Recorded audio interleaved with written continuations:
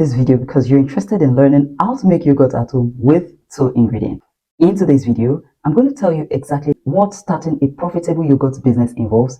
I'll tell you about the starter, and you'll learn how to make just 2 ingredients homemade yogurt with powdered milk. There are important tools you need in your kitchen if you're looking to start a profitable yogurt business. Yogurt is one of the simplest, delicious drinks to make. Really, I'm not kidding you. In this video, we're not going to be talking about Greek yogurt. We're just going to be talking about how to make yogurt. Plain yogurt basically. Now you need a clean container free of pepper, free of soap. We don't want any stain. We don't want anything to be smelly in our yogurt. We just want it to be free and clean. So just a container, that is a bowl. You need a pot, a clean pot, free of pepper, free of soap. Basically, I use one of my pots. That pot, I use it only to cook white rice. I can use it to cook yam, but I don't use it to cook anything that has pepper, oil. So I use that particular pot to cook my yogurt. Then you need a measuring cup or bowl. I don't really use a measuring cup, okay, because I know how to measure even with my eyes, right? But for starters, you may need a measuring cup. You can pick any measuring cup of your own choice. And finally, you're going to need 2 major ingredients, which makes up your yogurt. The major ingredients you're going to need is full cream milk. The milk could be powdered milk or liquid. However, I'm talking about powdered milk today, okay? So full cream powdered milk. Don't go and buy cold cow, please. That will not give you the desired result. You need a full cream milk. And then the second ingredient is your culture. Some call it starter. This is actually an active live bacteria. So this culture or starter can be made at home by you, or you can just buy a ready-made yogurt in the market. Abib Yogurt has that. This video is not sponsored. Farm Fresh also has that. There are some major yogurts that have that, and you would see it written on their description, active live bacteria. So you can use this as your starter. You don't need much, you need very little quantity. So you don't have to buy the big bottle, you can even buy their smallest bottle. Now, how to make it? There are multiple ways to make yogurt in the comfort of your home or as a business. However, I love to adopt the simplest method. You can pour your milk, your full cream powdered milk, in a container or in your pot. You can pour it directly in the pot because if you pour it in the container, in order to mix it with your room temperature water, you would still have to pour it in the pot, right? So some of us just pour it straight into the pot, then mix it in there. You can use your whixer to whix it in order that there will be no lump. Some people wash their hands thoroughly and then they use their hands to mix and make sure that they feel that there's no lump in the milk. Depending on the quantity you decide to make, you can make it large or little. It depends on what you have at home. As a starter, you may want to make it small so that you can see the results before you go to the next stage. Stir the milk properly, make it smooth. Make sure there is no lump at all. Then place it on your cooker and put the cooker on low heat. Let the milk boil. Please do not make the mistake of leaving the kitchen while you're boiling your milk because it could overboil and it could start having lumps. So you need to start stirring it frequently in order for there not to be lump in your milk. Now, if you get to a point, you're going to see some form of bubbles on your milk while on the fire. Some will call it foam, but anyway, it's bubbles, tiny bubbles on the edge of the milk. At that point, your milk is ready. Just turn off the gas and take it off the gas in order for it to cool. When your milk cools, you'll see a clot on top of your milk, something dryish on the surface of that milk. Just gently remove it. After removing it, then give it time to simmer. When it simmers, in order for you to know when your milk is ready, you need either a thermometer, and some of us, people like me, we don't use a thermometer, okay? We use our hand, we use manual. I use the last finger, the little finger I have. You put it, dip it in the milk, make sure your hands are washed up, and count 1 to 10. If it burns you, it's not ready. If it doesn't burn you, then you're good to go. Your milk is ready to go into further process. What you have to do then is to bring out your starter. You know, the active live bacteria. You take a spoon or 2, depending on the quantity of the yogurt you're trying to make. That is depending on the quantity of your milk. So you add 1 tablespoon or 2 tablespoons at most, okay? And then you stir. Make sure you take a portion from the warm milk into a small bowl. Add that starter to it, the live culture, add it to it, and then stir until it's smooth. When you see that it's smooth, then you can pour it into the larger container of milk. Did you get that? Does that make sense? So what we're trying to avoid is just pouring the starter directly into the milk in order to avoid any form of lump or not getting through the milk. So if you take a small portion out of that milk in a small container and you add the starter directly and you stir it together, it will go around easily. So to make it smooth, adding that milk up easily, okay? Now you pour it into the larger container. where the other milk, the larger milk is, and then stir together. Make sure you stir smoothly, let it go round. The next step is important. You need to get an airtight container. Airtight means a container that you can either screw or pin down that air would not enter easily. Okay, get such a container, then pour your milk into that container. But before you do, you need to make sure you know the place you want to place your milk. Yogurt only ferments in a dark, warm environment, and it must not shake.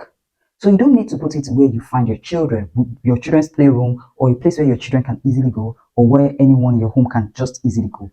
The good thing is for you to tell them you're doing something and nobody should go to that area. There are many options as regards where your milk can ferment to make a yogurt. You can use a cooler, you can use your microwave oven, you can use your gas oven, you can use your cooker oven, you can even use your wardrobe or a cupboard. Those are always warm. And do you know what? You can even wrap it in multiple nylons or clothes.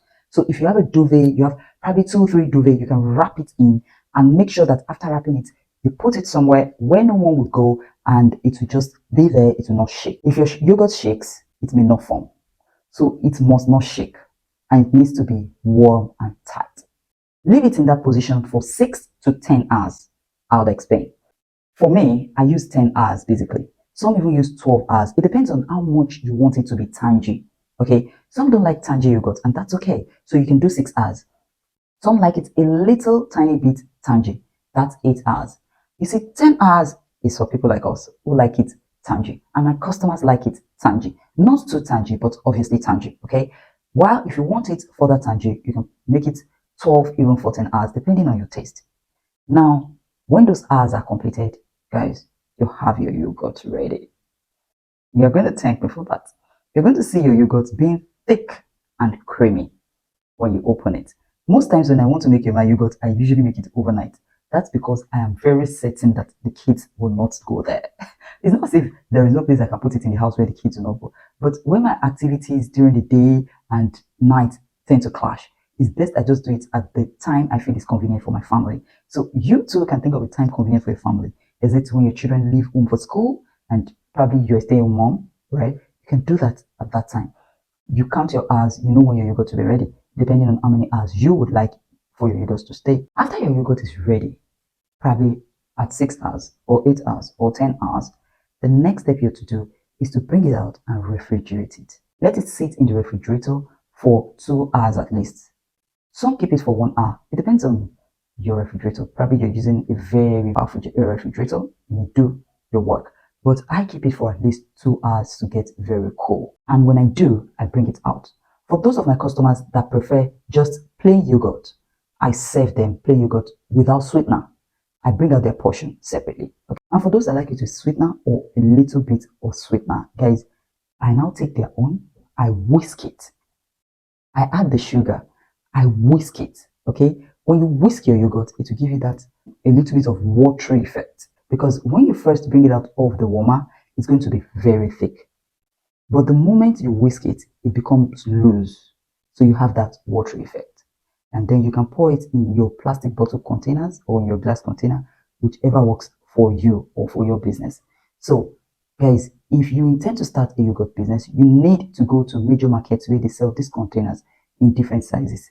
You can use your 200 ml, you can use 500 ml, you can use 1 liter, depending on what works for your environment. But I'll advise you start with 200 ml in order for you to know exactly what works for your environment and for your yogurt not to be too expensive. Because the bigger the bottle or container is, the more expensive it's going to be. So start small and wait for people to request for the bigger type, and then you start adding the bigger type. Now, how do you succeed at your yogurt business? How do you make your yogurt business profitable? You cost all the ingredients that you have used, right? And look at the market. Do your feasibility study. How much do yogurt sellers sell a 200-liter worth of yogurt? What is the quality of their yogurt? If you feel that the quality of their yogurt is not that fantastic, you're good to go. You can sell at their rate or even higher than their rate. But if you feel that your yogurt is not that fantastic, which if you follow the steps that I've given you, your yogurt is definitely going to be perfect and fantastic. Let me say this. Note that there are other ways of making yogurt. For instance, some people don't boil on the fire. They just boil their water and pour it into the yogurt.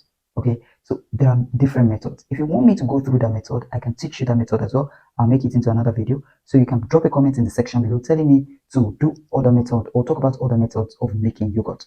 Then the next I would like to talk about in subsequent video is how to make Greek yogurt at home. So if you want me to make that video, guys, I need you to put it in the comment section and like this video. The amount of likes I receive from this video tells me if you want me to make that Greek yogurt video or not. So please like this video, subscribe to my channel, and leave a comment in the section below. Tell me you want me to make video on Greek yogurt, and I'll make it exactly the way it's supposed to be. Guys, if you know me, you know that I don't give trash. Also, there are so many things that you can add to your yogurt as sweetener. You can add your sugar, you can add honey, you can add syrup, whatever works for you.